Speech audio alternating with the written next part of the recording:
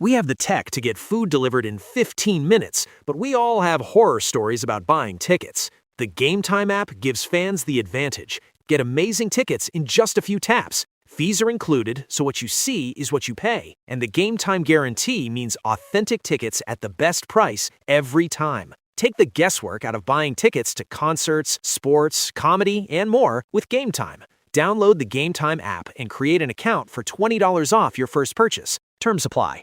Rise up! Team Rise! Rise up! Team Rise!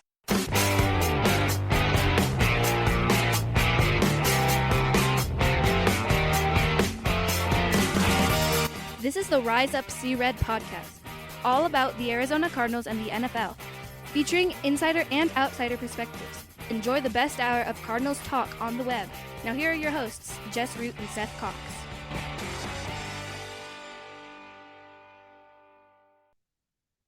Hello, Arizona Cardinals fans, and welcome to the latest edition of the Rise Up See Red podcast, the best hour of Cardinals talk on the web. I'm your host, Jess Root from CardsWire.com, USA Today's NFL Wire site, covering, of course, your Arizona Cardinals. As we are in the month of July, we are, as we've done for the last several summers, we have our opponent preview podcast series where we bring on a writer, contributor, reporter who covers the Cardinals' different opponents, and we dedicate a show to each of them. And in this edition of the show, well, coming back for the second year in the row, because the Cardinals play the New Orleans Saints in New Orleans for the second straight season, this time towards the end of the year, John Sigler, who is the lead writing over the Saints Wire, other sister site that covers the Saints. John, thank you for coming on. 2 years in a row. Last year was kind of a heartbreaker for y'all. It was the beginning of, it was one of the few highlights that the Cardinals had last year. But man, how you been? How have you been? And how are those Saints?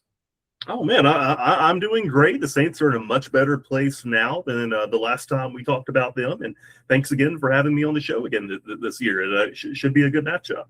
Yeah, so we look back at the 2025 season for the Saints. Now, they were expected to be a terrible, terrible team.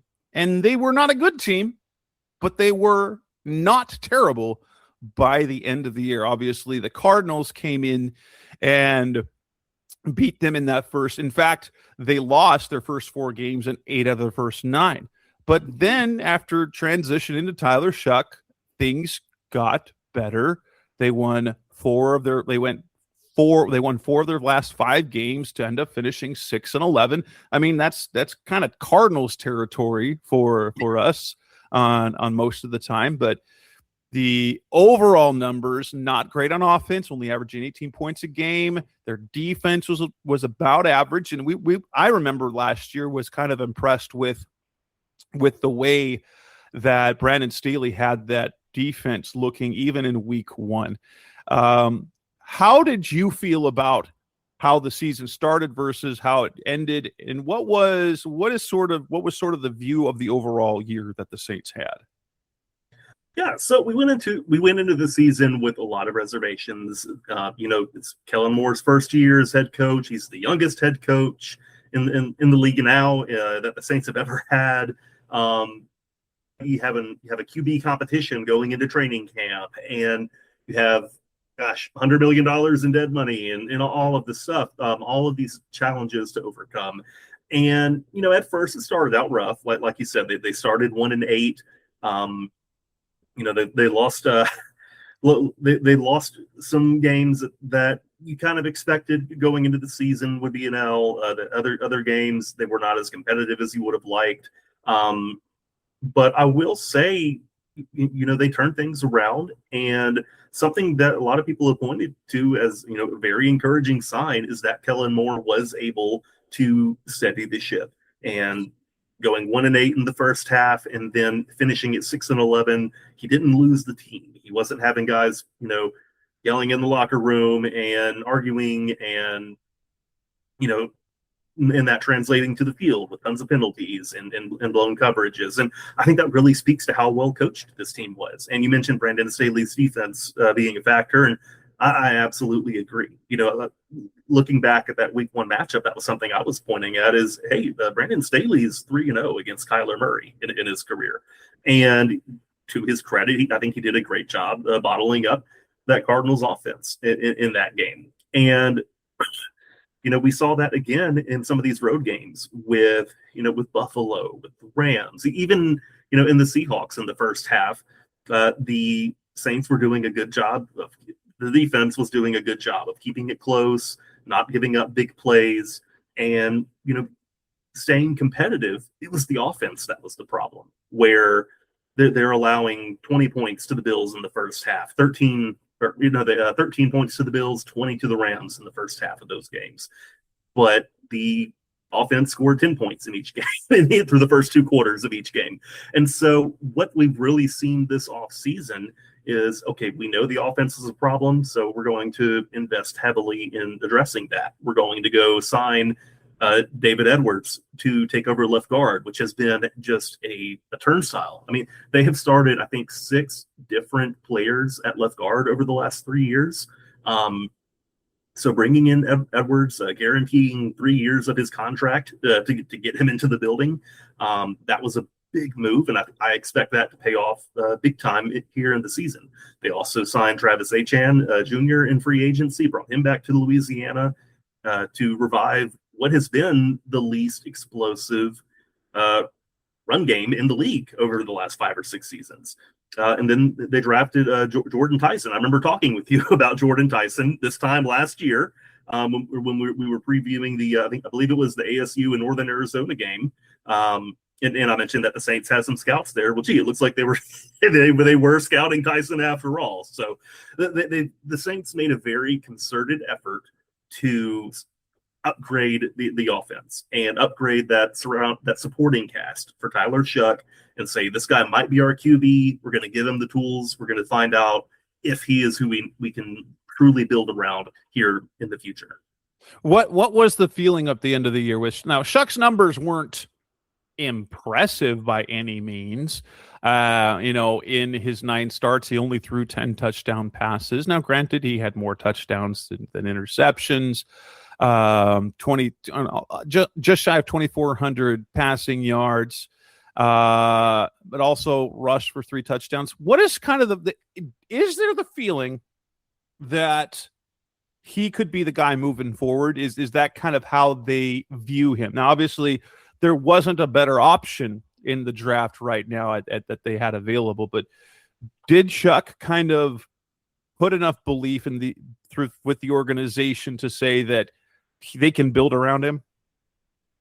Yeah, that certainly is what they want to find out.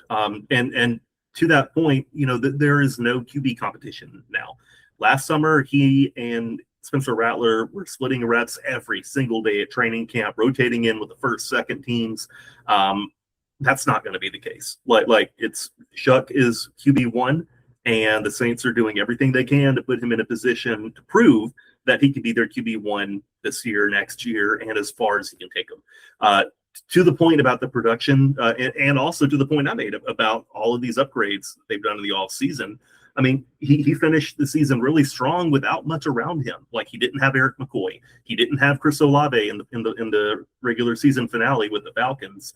2 of the 4 receivers he threw to in that game are not on the team anymore. Like, they have really turned over the depth chart offensively. Done a lot to try and empower him, prop him up, and say, hey, we believe in this guy, and here is his opportunity to prove us right.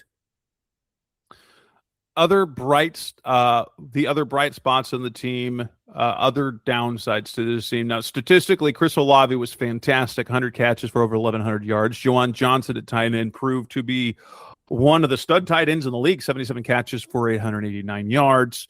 Offensively, that was about it. But you had the resurgence of Cameron Jordan last year, 10.5 sacks. You had the resurgence of Chase Young, who hit double-digit sacks as well. And then you got the steady play from Demario Davis at linebacker. What were some of the good things aside from the promise of Shuck and what you saw elsewhere on the roster last year?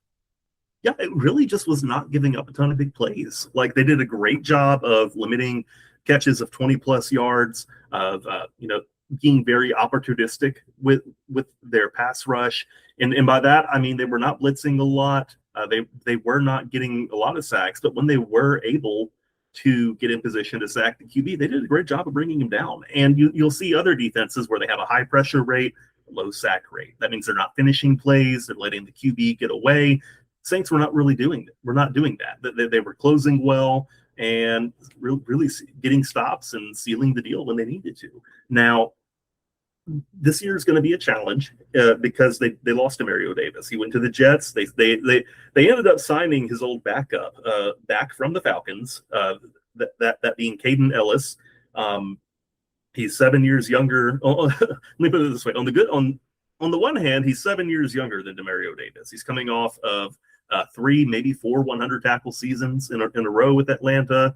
The bad news is he's still 30. So we're kind of curious, like, okay, is this a Band-Aid or is this a real long-term fix at the middle linebacker spot? So he's somebody that we're really interested in. And he also is someone who is one of the most effective pass rushing linebackers in the NFL. I mean, he was given real opportunities to line up on the edge like he did in college at Idaho, like the Saints very occasionally allowed him to do. And he was brilliant at it. And I think that's something that Brandon Staley is really going to value. He's going to give them opportunities to get after the QB and make an impact on all 3 downs. So that's something I'm very excited to see here over the summer once we get to training camp. Let's change gears. Coming up next on the Rise of C-Red podcast, the best of Cardinals talk on the web. Let's move on and look at the offseason, free agency, and the draft. What did they do there? That's coming up next on Rise of C-Red. We're back on the Rise of C-Red podcast, the best of Cardinals talk on the web. The coaching staff, the main coordinators, they remain the same. Kellen Moore's still there. Free agency, was there any other really impact loss that the Saints had in free agency other than Demario Davis, as you mentioned? He goes to the Jets. 37 years old, still a monster leader in the locker room, incredibly consistent, productive in terms of productivity. Is he the biggest loss, or is there anyone else that the Saints are going to kind of miss? Yeah, so the other big loss they took, both of them were on defense, and the other one would be Alontae Taylor. He has been the primary slot DB for the Saints for the last 3 years. He played a lot outside as a rookie. And last season, because of injuries at corner, he ended up moving outside a lot, but he still played over 1,000 snaps. And losing that specialist that, steady Eddie in the slot where, hey, he can line up against Amon-Ra St. Brown. We have confidence in this. That's going to be tough. And, he was a high variance player for the Saints in that he gave up a lot of yards, a lot of catches, missed a lot of tackles, drew his more than his share of penalties, but he also made a lot of splash plays. He had a ton of sacks blitzing the QB from the slot, played a ton of snaps. The coaching staff trusted him in that role, and finding the replacement has to be a priority. And right now, the guy we're looking at, who was really taking the lion's share of snaps at OTAs and minicamp in that role, was Jonas Sanker, who rookie safety from Virginia last year, played really well, and they've got very high hopes for him in that role. He's somebody that, is being compared not just to Alontae Taylor, but before him, it was C.J. Gardner-Johnson in the slot. It was Malcolm Jenkins, guys like that who can move around a lot, wear different hats, and cleanly tackle in space. And that was an issue for Alontae Taylor. Jonas Sanker did a good job of it. I think we're very hopeful that we'll see some good things from him this season. In free agent additions, would you say that the biggest move was the one that they made on the offensive side of the ball? Alvin Kamara now getting up there in age, but they brought over Travis Etienne, fantastic season with the Jaguars, boosts that running game. You mentioned Caden Ellis at linebacker to replace Davis. I also looking at here the addition of tight end Noah Fant, a guy who He's not obviously going to be the guy, as you've got Juwan Johnson, but really gives the Saints a really solid number 2 option. Has high tight end 1 capabilities, but statistically has never brought it around. Who are the additions that you expect to make the biggest impact for the Saints in 2026? Yeah, it's really offense to me, because that's where the bulk of their spending went. And whether it's Travis Achan, he corrected us on this during his introductory presser. He just went with ETN at Clemson and Jacksonville because that was the easiest thing. Once he came home to Louisiana, he was like, "Yeah, I'm going to have higher standards here." So it's Achan. That's how he wants to pronounce now. Yeah, it was a great moment.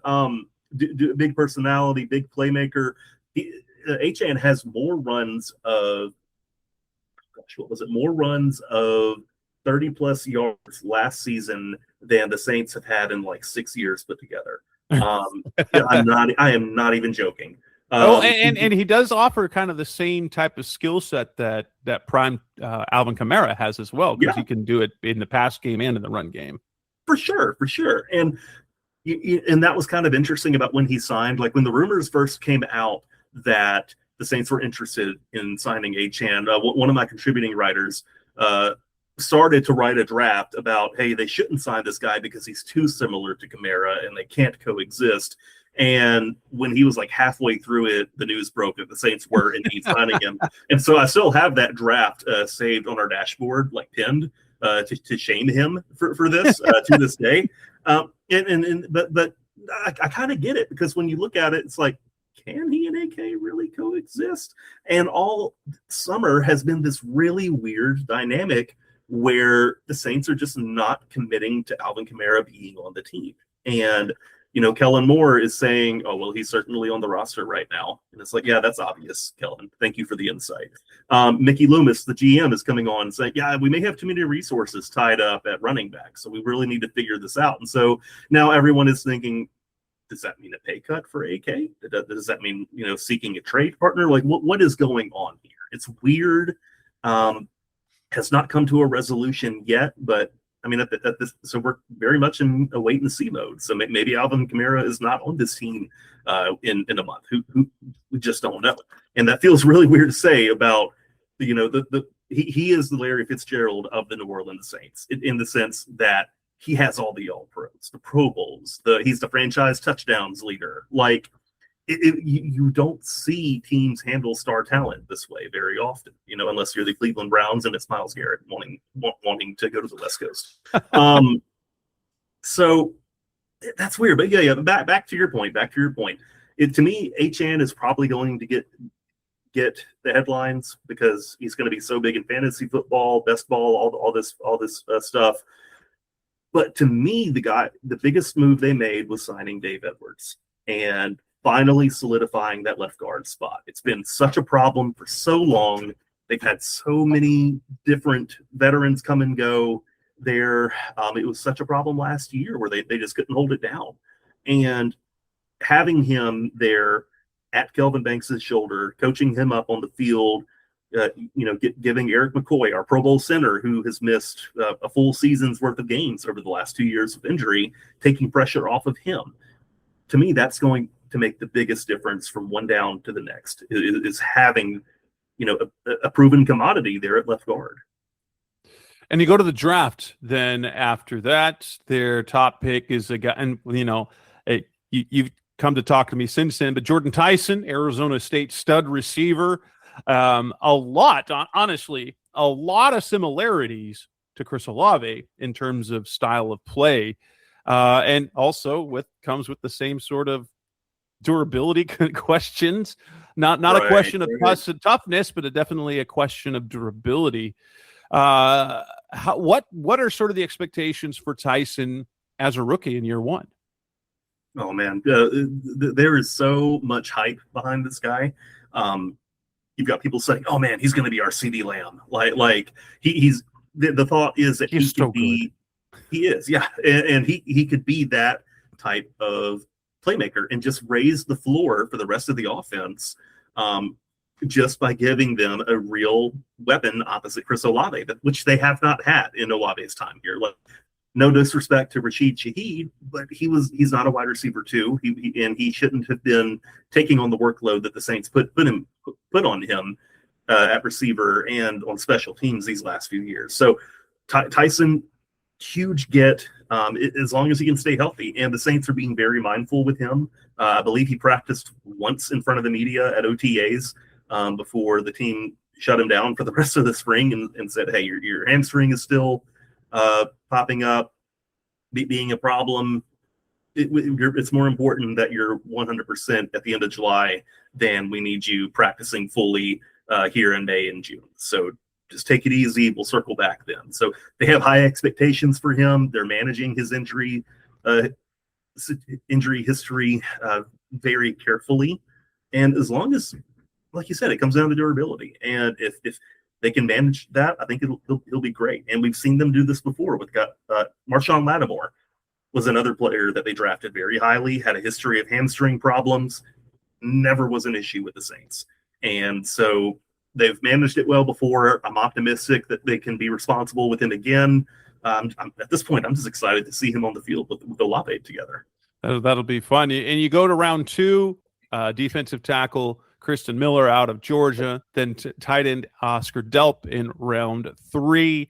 Are either of those two guys expected to do much as rookies? Oh, yeah. Kristen Miller, when he's been available at OTAs, because he also had a hamstring issue, I believe. When he was available, he was running with the ones. Like he could displace Devon Gottschall, who the Saints traded for with the Patriots early last offseason. He was the primary nose tackle. Well, he was benched by the end of the regular season. I would have to double check, but I don't think he played more than 3 or 4 snaps in that final game with the Falcons in Atlanta. And they drafted Miller saying, hey, you're going to be our nose tackle in the future. Maybe you can push this veteran off the roster. Now, Oscar Delp, really interesting. So his skill set overlaps with both Juwan Johnson and Noah Fant. And the idea seems to be, okay, Johnson is going to be our, wide tight end. He's going to move around the formation. He's going to run routes from the slot out wide. Fant, he's going to be more of our blocking specialist like Foster Moreau was last year. He's going to set the edge. He's going to be, the end line tight end, more of an F. Delp is going to take advantage of that and that flexibility and be able to move around, get on the field and play action, 13 personnel. Like, he's going to be a really important piece for us. And that's really interesting to me. Like, I could totally see him mess around and score like 4 or 5 touchdowns in that specific package drawn up for him, where they're running a lot of play action, unbalanced sets. Like, dude has off the charts athleticism. I can't tell you how many fantasy football guys have talked to me this offseason and been like, dude, the Saints just drafted Travis Kelce in the 3rd round. And I'm like, that would be great if that's what happens, but let's not get ahead of ourselves. Well, and there's something interesting about tight ends is that a guy, for example, Noah Fant's a perfect example of that.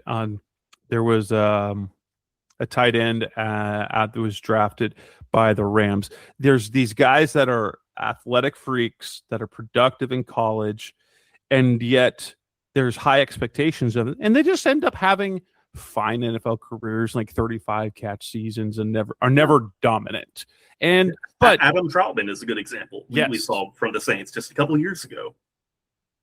They're just there's a whole bunch of tight ends that are just guys that are good to have, but they're moderately productive, but they're not fast difference makers. Now, you go to day 3, guard Jeremiah Wright out of Auburn, North Dakota State receiver Bryce Lance, Ohio State safety Lorenzo Styles Jr., obviously the lesser known of the 2 Styles out of Ohio State, LSU receiver Barian Brown, and Iowa corner TJ Hall.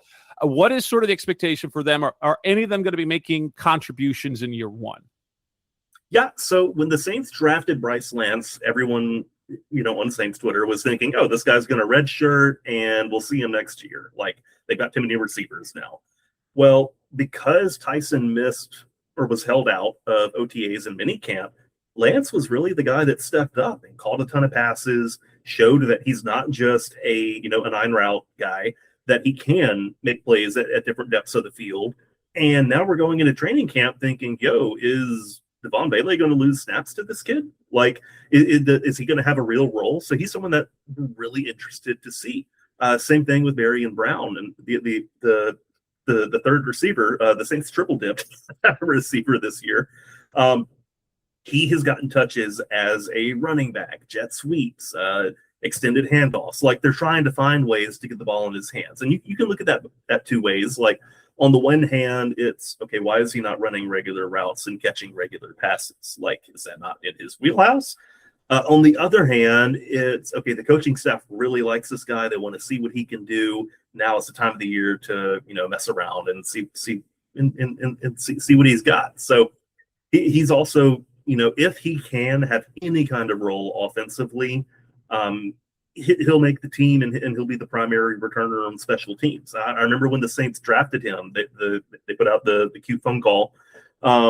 They had the special teams coordinator call him and be like, "Hey, here's my punt returner, and welcome to New Orleans." And so they're clearly expecting him to play a part and potentially be kind of a featured weapon, maybe. So, or at least have some plays drawn up for him. So that's interesting. Man, there was something. Okay, so this has been on my mind a lot. Back before the draft, literally like the Monday before the draft, I think, the Saints wide receivers coach, whose name is escaping me at the moment. That's embarrassing that I brought him up and I can't recall the man's name. He's worked as a personal trainer for receivers a very long time. He's worked with guys like Tyreek Hill, Odell Beckham Jr., Devontae Adams. He has a strong track record. He has a good following on social media, and he put out this tweet that was like, man, so many of these receivers that these college coaches are producing, sending to the league, they're just not ready. Like, mentally, they're not ready. They don't know what's going to be expected of them. They're not prepared, and they're going to have a hard time. So it says a lot to me that was his public take on this position group in this draft. And then the Saints drafted 3 guys out of that group. Because to me, that says they were Williams, by the way. Keith Williams. Thank you. Keith Williams. I'm telling you, Keith Williams. He was a coach at Fresno State when Derek Carr and Devontae Adams were there. He's worked as a private trainer. He was a holdover from Clint Kubiak. Like, I know this dude's Wikipedia page, but I can't think of his name. At any rate, it says a lot to me that he was that publicly critical of this draft class, and yet found 3 prospects that he believed in enough to say, hey, let's draft them, let's get them in the building. And to me, that says that the Saints were very discerning in who they were scouting, who they were drafting, who they believe they can develop.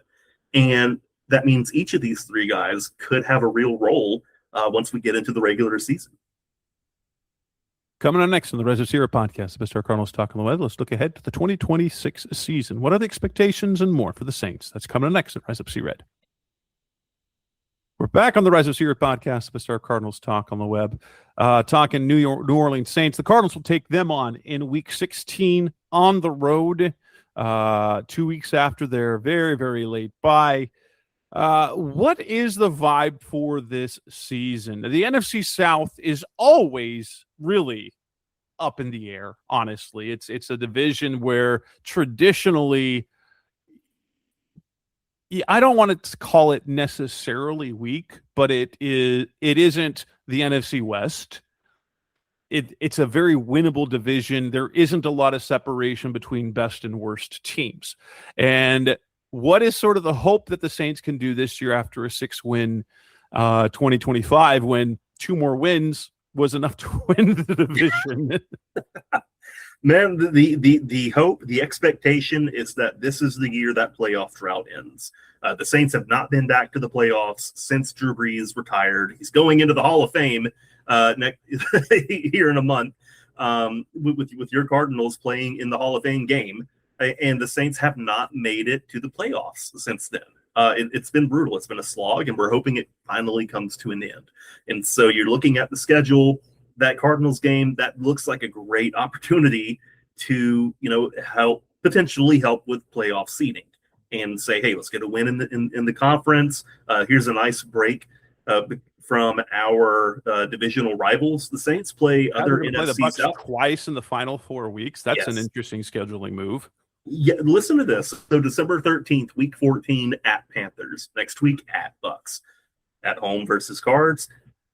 Next week at Falcons. Close out the season at home against the Bucks. 4 of their last 5 games are going to be against the NFC South. Yeah, it's brutal.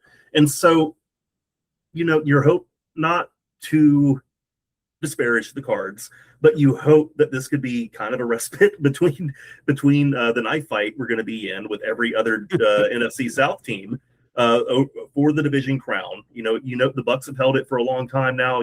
They're hoping to hold on to it one more year. The Falcons and Panthers. Well, the Panthers have surprised everybody, surprised the heck out of me by winning the division last year. And the Falcons, they think they pulled off a coup by hiring Kevin Stefanski to take over and, finally get something out of all of their weapons offensively. And so they're expecting to be in the mix. So, all 4 NFC South teams have high expectations, which is really funny considering how few games they have won collectively over the last 5 years. But they're all thinking, hey, this is our year, man. And that's the thing. In a division that's very much up in the air, you can do that. You can do that. How many wins do you think the Saints squad has? So I'm leaning towards 10. Like they won 6 last year. Yes, they had an easy schedule. Yes, they didn't beat anybody with a winning record. Sure.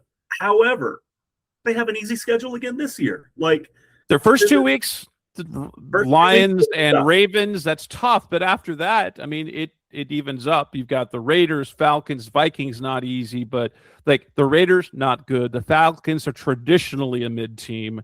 The Giants aren't good yet. The Steelers are perfectly mid. The Browns are bad. Then you've got division games. The Bears will be tough. The Bengals are pretty mid. The Packers, who knows what they'll be like. And then it's all the division games plus the Cardinals, which should be a win.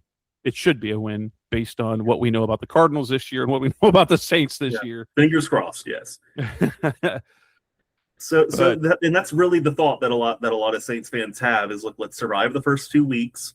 Let's go into, if we can start the season at 2-2, 3-1, that's a really strong start for this team. And that's going to be a tall order, going to Detroit, going to Baltimore back to back. At least we're making those trips in September instead of November. And because in November they are going to have back-to-back road games at Chicago, at Cincinnati, potential cold weather environments.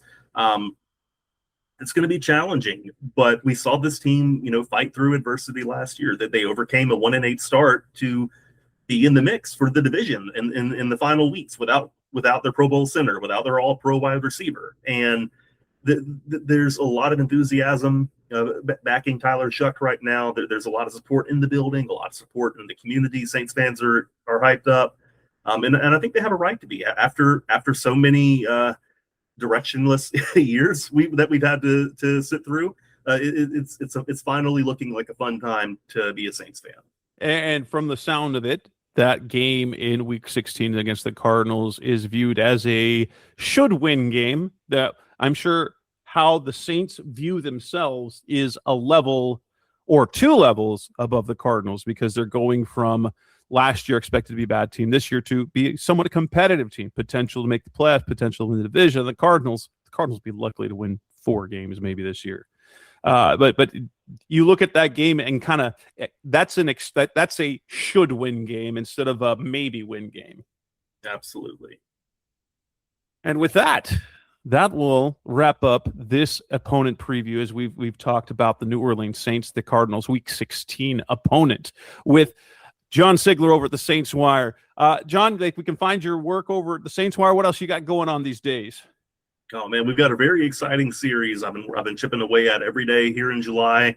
I've been running the NFC South All-Decade Team positional write-ups every single day. We're almost through the 2000s here. As we record this morning, I ran our defensive tackles, the first team, second team of the 2000s, the first decade of the division's existence. And the edge rushers. So, Cardinals legend Simeon Rice got some play there from his time with the Bucks. So he got to come up in that, and it's been a lot of fun just looking back and saying, hey, who were the best players at each position group over the 3 decades that the NFC South has been around. So we're going to be shifting gears here soon into the 2010s, and then, we're kind of at the halfway point of the 2020s. So that's been a really fun way to while away the offseason. And we've got training camps coming up later this month. That wraps up this edition of the show. We've got more opponent previews to come. We've got a show or two where Seth Cox and I, my regular co-host, joins me again as we talk about training camp previews and ranking the NFC West and things like that. But until then, that's John Sigler. I'm Jess Root. Thanks for listening as always. We'll be back again soon. Thanks for listening to the latest edition of the Rise Up See Red podcast. Listen to previous episodes and subscribe to the show on Apple Podcasts, Stitcher Radio, Audioboom, or many other podcast platforms so shows are delivered directly to your mobile device. Please give the show a 5-star rating and always support the sponsors who support the show. We'll be back soon for the best hour of Cardinals talk on the web. Rise up, Red Sea, be Red, See Red, and of course, Rise Up, See Red.